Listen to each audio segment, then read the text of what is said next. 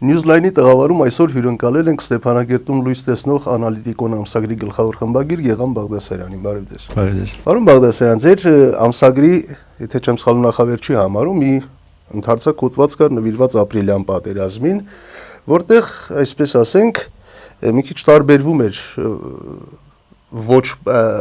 տարբերվում էր պաշտոնական տեսակետից Ղարաբաղին, այսինքն ներկայացում էին իրադարձություններ, ինչ տարածքներ են կորսվել, որտեղ կոնկրետ մի խոսքով Ղարաբաղում դա ինչպես է ընկալվում, էլի բացասաբար է ընկալվում ինչպես այստեղ, էլի դա ընկալվում է որպես դավաճանություն, չգիտեմ, թշնամու ջրաղացին ջուր լցնելու փորձ, թե այնտեղ ավելի նորմալ են ընկալվում։ Դե ընդհանրապես այնինչ այլանդրանք է ներկայացնում, մեղմ ասած դրա նկատմամբ, ասենք կասկածամտություն կա, մեղմ ասած, բայց կարևորը դա չէ, կարևորը այն է, որ կան որոշակի բարդույթներ, կան միֆեր, որ շարունակում են գործել, ցավոք սրտի արթուն են մինչև այսօր եւ մարդիկ այդ միֆերի տեսանկյունից են նայում ամեն ինչին։ Տեսեք, վերջին տարիներին ուռճացվել է բանակի դերը, մենք անընդհատ խոսում ենք վերջին տասնամյակներում, որ ունենք տարածաշրջանում ամենամարտունակ բանակը, մեր անվտանգության գլխավոր երաշխիքն է կամ միակ երաշխիքն է եւ այլն։ Իմ հոդվածը միանգամայն հակառակն է պնդում։ Բանակը չի կարող անվտանգության գլխավոր երաշխիքը լինել, ել չեմ ասում, որ միակ երաշխիքը։ Ես խոսում եմ այնտեղ անվտանգության քաղաքական բաղադրիչի մասին, մեր հասարակությունը պատրաստ չէ դրան։ Մենք խոսում ենք մեր ռազմական բաղադրիչի մասին եւ ընդունված կարծիք է թե Արցախում, թե Հայաստանի Հանրապետությունում, որ ապրիլյան պատերազմը սկսվել է այն պատճառով, որ խախտվել է ռազմական հավասարակշռությունը։ Իրոք ռազմական հավասարակշռությունը որոշակի խախտվել է, բայց ոչ որակապես, ոչ այն աստիճան, որ կարող է պատերազմի վերսկսման հիմք դառնալ։ Ես պնդում եմ, որ պատերազմը սկսվել է զուտ այն պատճառով, որ խախտվել է քաղաքական հավասարակշռությունը։ Դա արդյունք է նրան, որ մենք մսխել ենք մեր ինքնիշխանության ռեսուրսը եւ սրանից ածանցյալ են մնացած թե ռազմական թե մյուս բաղադրիչները։ Հասարակօրինակ, եթե խախտված չլիներ քաղաքական հավասարակշռությունը, այսինքն եթե Ռուսաստանի դիրքորոշումը չլիներ այնպեսին, ինչպեսին եղավ ապրիլին, ապա դժվար թե պատերազմը լիներ, այլ կերպ ասած, ավելի պարզ ասած, Ադրբեջանը չէր սկսել ռազմական գործողություններ, եթե վստահ չլիներ, որ Ռուսաստանը մեղմ ասած հանգիստ է նայելու այդ ամենին։ Այսինքն միջնորդներից մեկը, ամենամեծ ռեսուրսներ ունեցող միջնորդներից մեկը հստակ միակողմանի դիրքորոշում է ընդունել։ Այդ դիրքորոշումն էլ բխում է մեր վասալային կեցվածքի, սա ուրիշ հարց է, բայց այս դիրքորոշումը որդեգրել է եւ դա է պատերազմի հիմքը։ Տեսեք, ապրիլյան պատերազմից հետո մինչև այսօր սպառազինությունների մակարդակում ոչինչ չի փոխվել, չէ՞։ Ինչ առել է Ադրբեջանը, ինչ ունեինք, մնացել ենք նույն սպառազինությամբ, բայց շփման գծում հանգիստ է։ Այսինքն ռազմական հավասարակշռության խախտումը չէ, այլ քաղաքական հավասարակշռության։ Այսինքն մեր հասարակությունը պատրաստ չէ խոսելու անվտանգության քաղաքական բաղադրիչի մասին։ Ես սա է հիմնական պատճառը, որ նման տեսակետը մեղմ ասած կասկածամտությամբ է ընկալում։ Պաշտոնական դիրքորոշումը հետեւյալն է, որ Ադրբեջանը փորձեց գրավի, չստացվեց, դրա համար էլ հիմա էլ կրակոցներ չկան, համեմատաբար հանգիստ է։ Պաշտոնական դիրքորոշումը այդպեսին է, այսինքն եւ բացի այդ, տեսեք, ապրիլյան պատերազմից հետո մենք բոլորս հասկացանք, որ Ռուսաստանի վրա շատ հույս դնել պետք չի, Ռուսաստանը հակառակը այդ օրերին մինչև այդ մեր դեմ էր աշխատում, բայց դրանից հետո իրադարձությունները ինչպես զարգացան, ստեղծվեց միասնական հակաօդային պաշտպանության համակարգ, Ռուսաստանի հասցեին ռևերանսներ եւ այլն, այսինքն հակառակը կարծես թե արեցինք։ Հիմա այդ ընկալումը Ղարաբաղում ինչպես է, այնտեղ էլ այնպես ինչպես այստեղ է։ Այնտեղ էլ այդ գիտակցությունը կա, որ պետք է ինչ-որ բան փոխել արտաքին քաղաքական անվտանգության համակարգների իմաստով, թե հակառակը այն տեսակետն, որ եղած էլ պիտի ամրապնդել, հակառակը պիտի ավելի շատ ինտեգրվել Ռուսաստանի հետ, այսպես ասենք։ Չէ, Արցախում հավանաբար ավելի շատ միգուցե, քան Հայաստանի Հանրապետությունում խոսում են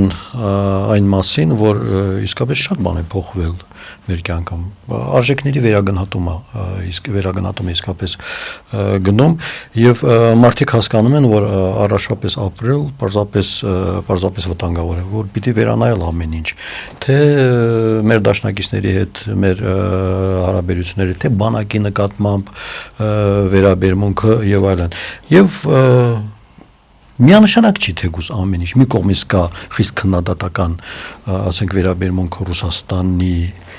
արածի նկատմամբ մյուս կողմից էլ կա անելանելիության զգացում, որը գալիս է դարերից, դա վերջին օրերի, վերջին տարիների, տասնամյակների պատմություն չէ, հատկապես ավակ սերնդի մոտ կա այն ընկալումը, որ առանց Ռուսաստանի մենք ոչ մի բան չենք կարող անել եւ սա սերունդներ տարիներ շարունակ տասնամյակներ շարունակ սերմանվել է մարդկանց հոգեբանության մեջ։ Այս երկու միտումները, տրամադրությունները հիմա իրար հետ վիճելով դիսկուրս են ստեղծում, թե որը կա, թե չգիտեմ։ Հաճախ եք խոսում այն մասին, որ Ղարաբաղը կարծես թե մի տեսակ մեկուսացած լինի արտաքին աշխարհից, ոչ սուտ ֆիզիկապես, այսինքն ոչ միայն շրջափակման պատճառով, այլև հոգեբանորեն մարդկանց գիտակցության մեջ իրենք կարծես թե կղզի լինեն, որ չի հետաքրքրում թե արտաքին աշխարհում ինչ է կատարվում։ Դուք սա չգիտեմ, այս ջարդելու, ինչ որ բան փոխելու, ինչ որ պոտենցիալ տեսնում եք Ղարաբաղում այսօր, թե ազդակները պիտի Հայաստանից գան։ Առայժմ ոչ ցավոք սրտի չեմ տեսնում, ասեմ դες մի պարադոքսալ բան, այս մեկուսացվածությունը եւ դրական է եւ բացասական։ Մեկուսացվածության միակ դրականն այն էր, որ մենք մի քիչ կարծես թե հեռու մնացին քաղաքակրթության արատներից կամ դրանք մի քիչ դանդաղ են հասնում Արցախ եւ այնտեղ արմատավորում։ Մյուս կողմից, ասենք համաշխարհային գործընթացներից հետ մնացինք զգալիորեն, ինչ ազդեց մեր աշխարհընկալման վրա։ Ասենք այդ տպավորությունով փոսում ենք ապրում։ Եվ միջի ասենք փոսի վրա ինքնաթիռ չի անցնում, դու վտանգը չես զգում։ Բաց հասարակություններում, խելացի հասարակություններում վտանգը զգում են այն ժամանակ, երբ հազարավոր կիլոմետր հեռու ինքնաթիռը փորձում է օդ բարձրանալ։ Մենք վտանգը զգում ենք անմիջապես մեր կաշվի մաշկին մոտ։ Սա է այս բարդույթի հիմնական վատ բացասական հետևանքը։ Փոսում փակ հասարակությունում ապրելու ամենավատ հետևանքը աշխարհընկալման լուրջ խնդիր կա Արցախում։ Քաղաքական գործընթացները Հայաստանից կարծես թե տեղափոխվում են Արցախ։ Սահմանադրությունը կարծես թե մտադիր են փոխել, հա։ Ինչ process-ներ են այնտեղ գնում, հա, կարծես թե ԼՂ նախագահը ինչ որ լրացուցիչ 2 թե 3 տարի ժամկետ պիտի ունենա, հա, մինչև սահմանադրությունը փոխեն, մի խոսքով ճիշտ եք համարում դա։ Այնտեղ էլ պիտի նախագահական կառավարումը հանվի փաստացի պատերազմով երկրում։ Թե ելք չկա ինչպես Հայաստանում, այսպես էլ այնտեղ պիտի լինի։ Ցավոք մի օրինաչափություն կա, որ ի սկզբանե կար երկու հայկական պետականությունների փոխհարաբերությունների, մի կողմից հասկանալի, մյուս կողմից վաղուց արդեն մենք պիտի փորձենք ինքնուրույն քաղաքականություն վարել, այն ինչ կատարվում է Երևանում, Հայաստանի Հանրապետությունում, ինքնաբերաբար որոշ ժամանակ անց տեղափոխում է Արցախ։ Եվ լավը եւ վատը, ընդ որում նույն ձևով համարյա, բացառության մի հանգամանք է, եթե այն չի հակասում իշխանավորների գործող իշխանության շահերին, եթե համընկնում է, բնականաբար անում են նույն կերպ, եթե չէ հարմարեցնում են իրենց շահերին եւ սա լուրջ խնդիր է իսկապես երկու հայկական պետականությունների հարաբերություններում, մասնավորապես ժողովրդի համար։ Տեսեք այս երկերեսանի քաղաքականությունը, երբ որ ինչ որ նոր բան է փորձում արվել Արցախում, ասում են, բայց Հայաստանում այդպես չի, Հայաստանում այսպես են վարվել, մենք էլ պիտի նույնը անենք։ Երբ մեկ այլ պարագայում ասում ես, բա Հայաստանում այսպես է, մեզ մոտ ինչի չենք անում, դե ասում են մենք անկախ պետություն ենք, մենք պիտի հարմարեցնենք տեղական առանձնահատկություններին եւ այլն։ Երկու դեպքում էլ ելակետը իշխանավորի ու իշխանության շահն է։ Ցավոք սրտի ուրիշ ոչինչ, բացարձակապես ոչինչ։ Հիմա էլ նույն սահմանադրական բարեփոխումների թեմայով այս ամեն գործընթացները փորձում են հարմարեցնել զուտ իշխանավորի ու իշխանության շահերին։ Խոսում են խորհրդարանական հանրապետության մասին մարդիկ Արցախում, ուղղակի հավի ծիծաղը կգա, եփածավի ծիծաղը կա։ Ընդգծված միանշանակ ավտորիտար հակումներ ունեցող եւ այդպես ընկալվող հանրության կողմից մարդիկ օրնիբու խոսում են ժողովրդավարության մասին։ Դե շուտով ընդ կարմիր գծեր, արագաչափեր կմտնեն, հա։ Բնականաբար այդ ամենը կլինի ժամանակի ընթացքում։ Անկեղծուն ասած, ես չեմ հասկանում այս համանadական բարեփոխումների գործընթացի անհրաժեշտությունը Արցախի պարագայում, կոնկրետ Արցախի պարագայում։ Ու ես անդադ հարց եմ տալիս, ինչ է փոխվելու։ Առաջարկում եմ հետևյալ մեխանիզմը։ Մի նժարին կշերքի դնենք այն մարտահրավերները, որ ծառացած են Արցախի արչև կամ Արցախի գլխին, մյուս նժարին դնենք համանդրական բարեփոխումները, որ մարտահրավերին դիմակայելուն է օգնելու այս բարեփոխումը։ Տեսեք, կոնկրետ խնդիր եմ ասում։ Մեր օրենքներով պետական պաշտոնյան չպիտի զբաղվի ձեռներեցությամբ։ Արցախում միջինից սկսած պաշտոնյաները գրեթե բոլորը զբաղվում են ձեռներեցությամբ, այսինքն անօրեն։ Առաջ թաքցնում են, հիմա չեն էլ թաքցում, անիմաստել է։ Դե կարծեմ թե ամենախոշոր գործարարը վարչապետն է, երկրորդ ամենախոշոր գործարարը երևի փոխվարչապետ, հա։ Չեն էլ թաքցնում, որովհետև փոքր հասարակությունները թաքցնելը դժվար է, ասենք երեխաները նույնիսկ մայթին կանգնած կարող են ասել, այս խանութը որ պաշտոնյանն է, այն մի ռեստորանը որ պաշտոնյանն է։ Հիմա այս հարցնում եմ սահմանադրական բարեփոխումները նպաստելու են, որպեսզի պաշտոնյաները չզբաղվեն ձեռներեցությամբ եւ ինչ մեխանիզմով են նպաստելու։ Արդյոք այդ մեխանիզմները այսօրվա սահմանադրության մեջ չկան։ Երկրորդը՝ մենաշնորհները։ Մեռանք խոսելով Ղարաբաղ Տելեկոմի մենաշնորհ։ Այնտեղ էլ կան մենաշնորհներ փաստորեն։ Մենք գիտենք թե Սամվել Ալեքսանյանը միայն Հայաստանում է գործում։ Մենաշնորհներ կան նաև Արցախում, ամեն ինչ ծավալների, չափերի մեջ է եւ տարիներ շարունակ Ղարաբաղ Տելեկոմը մենաշնորհ է, որը բնականաբար դրակոնյան սակագներ ունի ու քաղաքականություն Արցախում, որ շատ ու շատ զարմանալի է, ասենք արյունակամ Արցախում նման քաղաքականություն վարել եւ այս ամենը հանդուրժում են իշխանությունները եւ անընդհատ խոսում այդ մենաշնորհը խախտելու համար չի ստացվում։ Ավելին ասեմ, որ երրորդ արդեն գումարման խորհրդարանն է փորձում տեսնել կառավարության եւ Ղարաբաղ Տելեկոմի պայմանագիրը, դեռևս ոչ մեկին չի հաջողվել տեսնել այդ պայմանագիրը եւ այդ մենաշնորհը մնում է։ Հիմա այս հարցնում եմ, լավ, դուք վաղ խորհրդարանական հանրապետություն եք,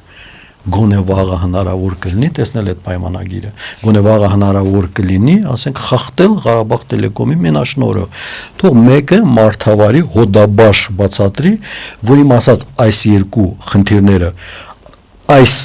գործող սահմանադրության շրջանակներում հնարավոր չէ լուծել, բայց բարեփոխված սահմանադրության պարագայում լուծվելու է։ Այսինքն բանը հասել է աբսուրդի, բացարձակապես երկրի արչև ծառացած մարտահրավերների հետ բացարձակապես ոչ մի կապ չունեն այս գործընթացները։ Ինչ եք կարծում, Ղարաբաղյան խնդիրը ինչ հանգուցալուծում պիտի ունենա, բանակցային գործընթացը նկատի ունեմ, ձեր նախորդ համարում հանգամանորեն անդրադարձել էիք մինչև հիմա առկա բոլոր փաստաթղթերին, փուլային, փաթեթային, մադրիդյան սկզբունքներ եւ այլ։ Երեք նախորդ օրը Հայաստանում արդեն տեսակետներ են հնչում, հանրապետական падգամավորներից մեկն էլ ասեց, որ Ղարաբաղցիները իրենք պիտի որոշեն, թե կարգավիճակի դիմաց ինչի են պատրաստ, ինչ զիջումներ են պատրաստ։ Այսինքն հարցը դրվեց այսպես, մենք մեր վրայից բեռը թոթափում ենք, թող իրենք որոշեն, զիջում են, չեն զիջում, մենք գործ չունենք։ Մինչդեռ մինչև հիմա ասում էին, որ ոչ մի զիջում եւ այլ։ Ինչպիսին են տրամադրությունները Ղարաբաղում։ Կա էական տարբերություն Արցախյան մթնոլորտում եւ հայաստանյան։ Գաղտնիք չէ, որ տարիներ շարունակ Հայաստանի բոլոր նախագահները Տեր-Պետրոսյանը, Քոչարյանը, Սարգսյանը ասել են հստակ, պարզ, միանշանակ խոսել են տարածքները վերադարձնելու մասին։ Դրա փոխարեն ինչ որ բաների դիմաց։ Սա ուրիշ հարց է։ Բայց միանշանակ, պարզ, հստակ խոսել են այս մասին։ Այս առումով նրանք ամենայնպես գոնե ավելի անկեղծ էին։ Տեսեք, Արցախի իշխանությունները հակառակն էին ասում, ու մինչև հիմա ասում են, մինչև վերջին օրերը։ Ասում էին, որ ինչ տարածք, մենք տարածքների խնդիր չունենք, մենք չունենք բուֆերային գոտի, մենք արդեն չունենք էլ ազատագրված տարածքներ, մենք ունենք պետություն։ Սա Լեռնային Ղարաբաղի Հանրապետության տարածքն է, մենք ունենք տարածքային ամբողջականության խնդիր։ Ինչ տարածքների մասին եք խոսում վերադարձի։ Կար լուրջ հակասություն, շատ լուրջ հակասություն մի կողմից։ Ես անընդհատ իմ հոդվածներում, իմ ելույթներում շեշտադրում եմ հենց այդ հանգամանքի վրա, դիմում է Արցախի իշխանություններին։ Դուք ասում եք, որ տարածքների խնդիր չկա, համաձայն եմ, շատ լավ, բայց մյուս կողմից դուք բարբերաբար ասում եք, որ վստահում եք Հայաստանի իշխանություններին, ովքեր ներկայացնում են ձեր շահերը բանակցային գործընթացում, իսկ Հայաստանի իշխանությունները առավոտից երեկո խոսում են միանշանակ տարածքները վերադարձնելու մասին։ Դուք ասում եք տարածքները չեն վերադարձնում, ու ասում եք ոչ մի խնդիր չունենք Հայաստանի իշխանությունների հետ։ Հիմա տեսեք, Արցախի իշխանությունների այս պահվածքը երկու բացատրություն կարող է ունենալ, կամ սա ոչ անկեղծ դիրքորոշում է, պարզապես դու թաքցնում ես, կամ էլ շատ կուզենայի, որ այդպես լիներ, կամ էլ դու ունես հստակ գիտակցված քաղաքականություն, որ այդ հարցը քո համար, քեզ համար փակված է, եւ դու այդ հարցը չես քննարկելու, դու չես խափում քո ժողովրդին։ Հիմա տեսեք, այս մթնոլորտում է ձևավորվել արցախյան հասարակական կարծիքը, թե պետական պաշտոնյան, թե ընդդիմությունը, թե շարքային քաղաքացին, թե սահմանային գյուղի բնակիչը հովիվը այդ մթնոլորտում են այս վերջին տասնամյակներում ձևավորել իրենց աշխարհընկալումը։ Մենք մեր հարցը լուծել ենք, մենք հետ տալու, վերադարձնելու ոչ մի խնդիր չունենք։ Սա է տարբերությունը։ Դուք հասկանում եք, որ սա երկար տևել չի կարող։ Կա ճամփաբաժան, որ հստակ արդեն ամեն ինչ պիտի բարձ լինի։ Ես մեծ հույսեր ունեմ, հուսով եմ, որ Արցախի իշխանությունը, Արցախի հանրությունը հավատարիմ կմնան իրենց հռչակած գաղափարներին, որովհետև զավեշտը կայանում է նաև նրանում, որ իրենք խիստ սահմանափակել են իրենց գործողությունները դրական իմաստով։ Շատ դժվար կլինի հիմա ասել, որ ժողովուրդ, բա գիտեք, մենք պիտի տարածքներ վերադարձնենք։ Չի ընկալվի, բացարձակ։ Ներողություն, ես մի դիտարկում անեմ, ուրեմն Ղարաբաղի, Լեռնային Ղարաբաղի Հանրապետության պաշտոնական քարտեզը, ես մի քանի անգամ տեսել եմ, Աղդամը այնտեղ չկա։ Այդ տարածքը քարտեզի մեջ չի։ Ֆիզուլին այդ քարտեզի մեջ չի։ Չեմ կարծում։ Կոզոյն ասաց, ինչ քարտեզ ես եմ տեսել, կա այդ ամենը։ Չէ, ես առիթ կլինի ցույց կտամ։ Պաշտոնապես չկա։ Այն պաշտոնապես այնտեղ բնակավայր չկա, պաշտոնապես այնտեղ բնակչություն չկա։ Օրինակ Ֆիզուլիում, Աղդամում։ Իսկ օրինակ Ջեբրայիլում կա, Զանգելանում կա, Տեքելբաջարում կա, բաց։ Այսինքն այդ ազատագրված տարածքները իրենք ես չգիտեմ պատճառը, մտածում եմ գուցե դուք կիմանաք, բաժանված են երկու մասի, մի մասը չի ընդունվում որպես լղամաս, մի մասը ընդունում է։ Լավ, ես ուղղակի ասացի որպես դիտարկում կարծում եմ դուք ինֆորմացիա կունենաք։ Հիմա ուրիշ բանի մասին խոսենք։ Այս քանի օրը Հայաստանում շատ են խոսում, որ ապրիլյան պատերազմը պայմանավորված էր։ Դրա համար էլ իբր դիրքերից այնտեղ լրացուցիչ ռազմամթերք նախորդ դուրս էին բերել, դրա համար էլ պատասխան կրակ բացելու հրամանը ուշանում էր, այսինքն իբր Հայաստանի իշխանությունները եւ Ադրբեջանի իշխանությունները պայմանավորվել էին, որ նրանք հարձակվեն մի քիչ առաջ գան։ Դուք սա լուրջ եք համարում, Արցախում էլ կան այսպիսի խոսակցություններ, թե ուղղակի Հայաստանի եւ Ադրբեջանի իշխանությունները չեն կարող նման բան պայմանավորել, նման բան չեն էլ պայմանավորում, նման բան որոշում է գիտենք ով, Ռուսաստանը։ Չէ, չեն կարող առանց Հայաստանի իշխանությունների։ Հասկանում եմ, ուզում եմ ասել աբսուրդ է ինքնին փաստը, որ Ադրբեջանն ու Հայաստանը պայմանավորվեն նման բան։ Ըստ էության եղել է պարտադրված ինչ որ սցենար, այս մասին խոսում է ամենայն լրջությամբ, միգուցե ոչ ամբողջ ժողովուրդը հանրությունը, բայց մտավորական փորձագիտական որոշակի շրջանակներում խոսում է այս մասին միանշանակ խոսել պնդել շատ դժվար է, քանի որ բնականաբար փաստերի ապացույցների խնդիր է ցակում, բայց կա մի շատ կարևոր հանգամանք։ Այս ընթացքում թե Արցախում, թե Հայաստանի Հանրապետությունում հնչել են մի շարք լուրջ հարցեր։ Հանրությունը բարձրացրել է ահավոր հարցեր, որոնց պատասխաններ մինչև այսօր չկան, կան շատ լուրջ կասկածներ, կան շատ անհասկանալի երևույթներ ու հանգամանքներ։ Հանրությունների մտածող հատվածը այս հարցերը բարձրացնում է հանրությունում, դնում է իշխանությունների առջև։ Այդ հարցերից ոչ մեկի պատասխանը առ այսօր չկա։ Հիմա ինչը դա մտածելու տեղիք է տալիս, դա կասկածների տեղիք է տալիս։ Ինքնին այս անհասկանալի պահվածքը ինքնին այն հանգամանք, որ պատերազմը դադարեցում է այն ժամանակ, երբ մենք հաղթահարելով անսպասելիության բարդույթը, անսպասելիության գործոնը, ի վերջո ուշքի էինք եկել, ի վերջո խմբավորել էինք բոլոր ուժերը եւ իսկապես պատրաստ էինք հետ գրավել այդ բարձունքները, այդ չարաբաստիկ 800 հեկտարը եւ հենց այդ պահին է հրամանը տրվում ոչ մի քայլ առաջ եւ հենց այդ պահին է առանց ԼՂՀ-ի ներկայացուցչի Մոսկվայում կնքում հրադադարի ձեռքբերում հրադադարի պայմանավորվածություն մեղմ ասած կասկածելի է, մեղմ ասած հարցեր են ծագում, ընդ որում այդ հարցերը նախքան մեզ մոտ ծագել են առաջին հերթին սահմանի առաջին գծում կանգնած զինվորի ու սպայի մտքում այդ կասկածները ծնվել են հենց նրանց հոգում ու նրանք էլ չունեն դրա պատասխանը ով արեց դա եւ ինչու հիմա այս հարցերի պատասխանները պիտի տրվեն մի տեսահոլովակ է շրջանառում Պաշտպանության նախարարը Հայաստանի արձագանքեց դրան անլուրջ ձևով ըստիս արձագանքեց դարձյալ պատասխան չկա ոչ ոք չի ուզում պատասխանել նման հարցերին իսկ հիմնականը միշտ ես ասում եմ ժողովրդավարության առումով երկիրը կարող է ժողովրդավար լինել միայն այն դեպքում երբ դու կարողանում ես հստակ հարցեր տալ եւ ստանալ քո հարցերի պատասխանները դու ի վիճակի լինել պահանջելու քո հարցերի պատասխանները մենք հարցերը տվեցինք պատասխան չկա Պարոն Բաղդասարյան շատ կարևոր հարց եք բարձրացնում տեսեք հիմա դուք ազատ մամուլ եք Ղարաբաղում եւ այնտեղ փորձում եք բաց հասարակություն ստեղծել աջակցել որպեսզի բաց հասարակություն կայանա Ղարաբաղյան հակամարտության կարգավորման իմաստով երկու տեսակետ կա